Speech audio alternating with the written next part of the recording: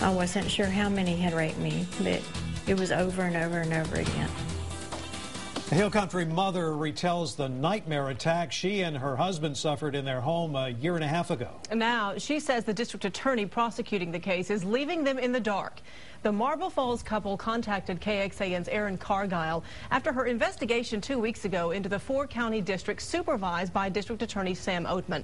Our investigation showed significant turnover there. 7 prosecutors have come and gone in just 2 years. It's led to allegations of delayed justice, and now another crime victim won't stay silent any longer.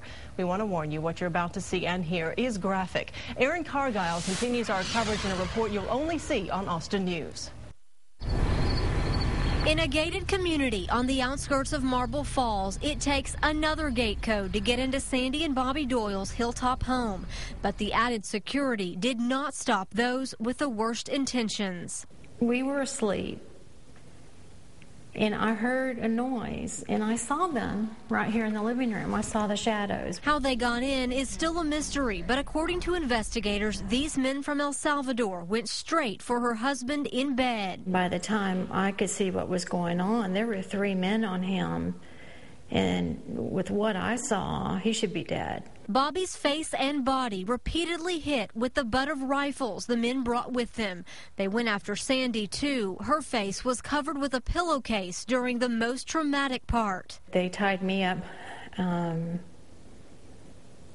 after they raped me.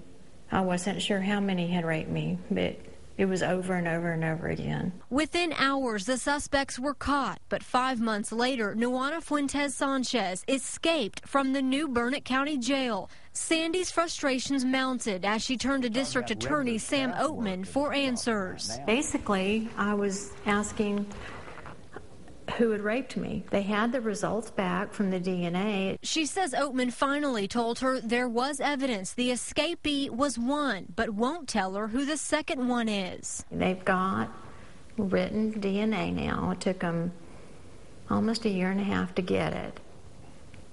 And he won't tell me who the other one is.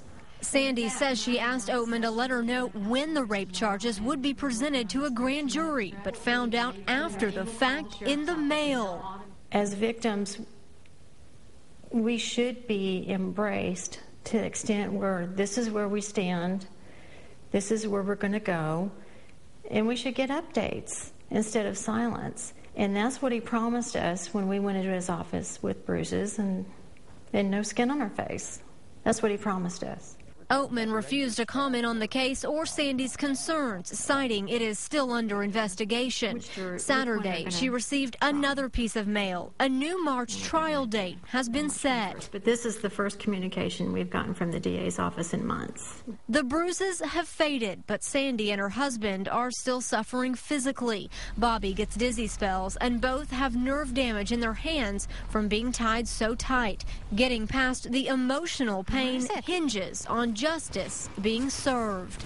In Marble Falls, Erin Cargile, KXAN, Austin News.